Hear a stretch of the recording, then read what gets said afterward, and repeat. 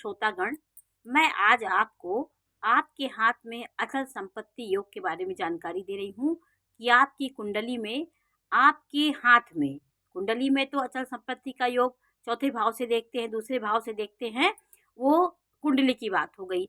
अब मैं आपको हाथ से जानकारी देने जा रही हूँ।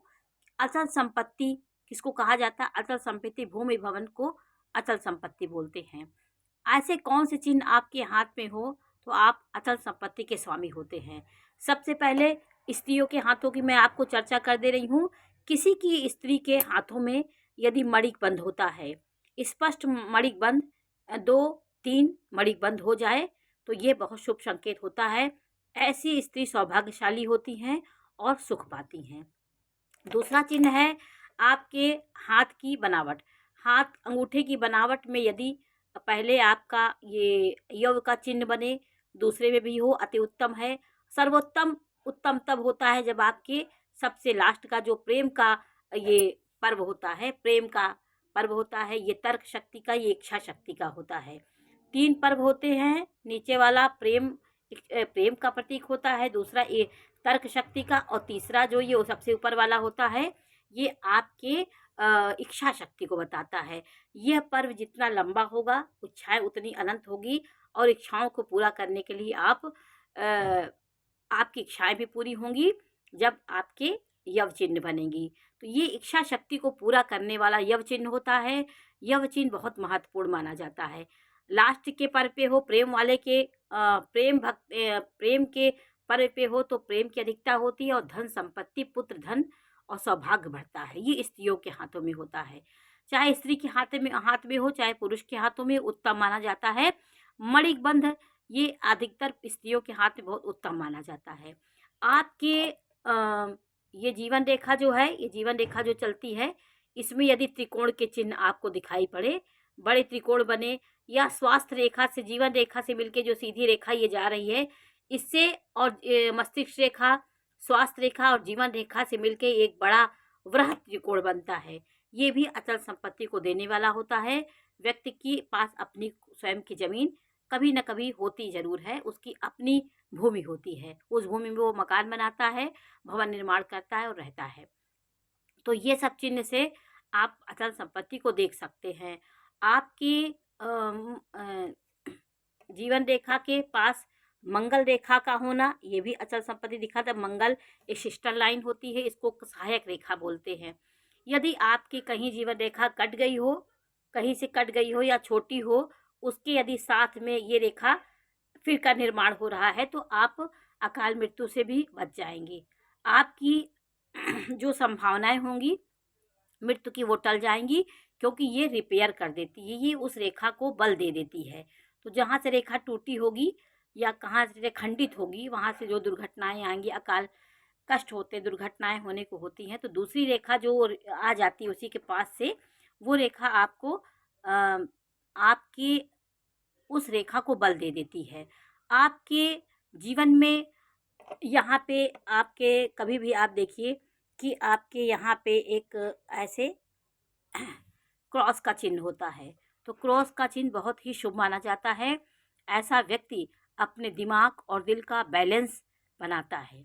कभी भी वो दिल के वेग से नहीं भागता, दिमाग के वेग से नहीं भागता, दोनों का सामंजस्य बनाता है, और उसकी सोच समझ करके वो कार्य करने वाला व्यक्ति होता है। ये त्रिभुज, ये जो धन का चिन्ह बना है, क्रॉस का चिन्ह, हृदय रेखा और मस्तिष्क रेखा के बीच में बनता है। ये अति उत्तम होता है। और ये जो बृहस्पति पर्वत पर एक चिन्ह होता है, ये भी बहुत शुभ माना जाता है। इस पर्वत पर क्रॉस का चिन्ह अति उत्तम होता है। ऐसा व्यक्ति का विवाहित जीवन अच्छा होता है, पत्नी से संतुष्ट होता है। व्यक्ति की बृहस्पति की पावर को ये बढ़ाता है। गुरु यहाँ पे अच्छी स्थिति में हो जाता है, चाहे स्त्री के हाथ में हो, चाहे पुरुष के हाथों में। बृहस्पति पर्वत पर क्रॉस का चिन्ह अति उत्तम माना जाता है। और किसी पर्व पे होगा तो दुर्घटनाओं की संभावना होती है। यदि शनि की रेखा पे आ जाए क्रॉस का चिन्ह, सूर्य में हो जाए, सूर्य में यदि क्रॉस का हो जाएगा तो अपमान की संभावना होती है, सूर्य खराब हो जाता है। और शनि पर्वत पे हो तो यह आपकी भाग्य को खराब करता है।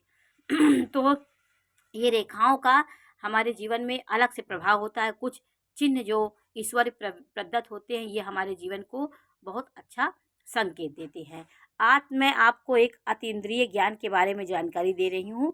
एक रेखा आपके बुध के नीचे से निकलकर और ये यहाँ पे आती है, बहुत कम लोगों के हाथ में पाई जाती है, चंद्रछेद पर आती है। ये अतीन्द्रिय रेखा होती है। ऐसा व्यक्ति के अंदर एक अतीन्द्रिय ज्ञान होता है, एक विलक्षण ज्ञान होता है। उस ज्ञान के प्रभाव से वो विख्यात होता है। जीवन रेखा का जितना जीवन रेखा स्पष्ट लंबी होगी, उतना आपके जीवन आपका अच्छा होगा। कटी रेखाओं के बीच में दूसरी रेखा का उत्पन्न होना, ये आपके दुर्घटनाओं से आपकी रक्षा करती, अकाल मृत्यु से रक्षा करती है। और ये मस्तिष्क रेखा यदि आपकी मिल के निकल रही है तो निर्णय लेने की क्षमता और हर चीज़ को एक सोच समझ के बैलेंस बना के चलने वाले व्यक्ति होते हैं।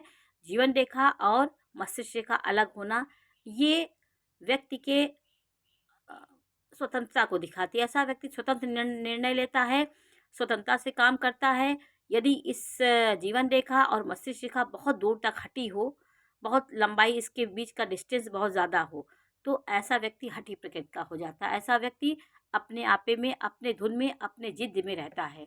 ये अच्छा नहीं माना जाता है। बहुत दूरी जीवन और मस्तिष्क रेखा से नहीं होनी चाहिए। वो मिल के चलती है तो व्यक्ति सहनशील होता है और बहुत सोच समझ के काम करता है। कोई निर्णय तुरंत नहीं लेता है, बहुत सोच करके उसका फल देख करके उसका निर्णय लेता है। तो ये अचल संपत्ति की रेखाएं इसी प्रकार की होती हैं। कभी आप देखिए, आपके यहाँ पर भी त्रिकोण का चिन्ह बनता है, ये भी आपको भूमि भवन का सुख दिलाती है और आपके अचल संपत्ति का योग होता है।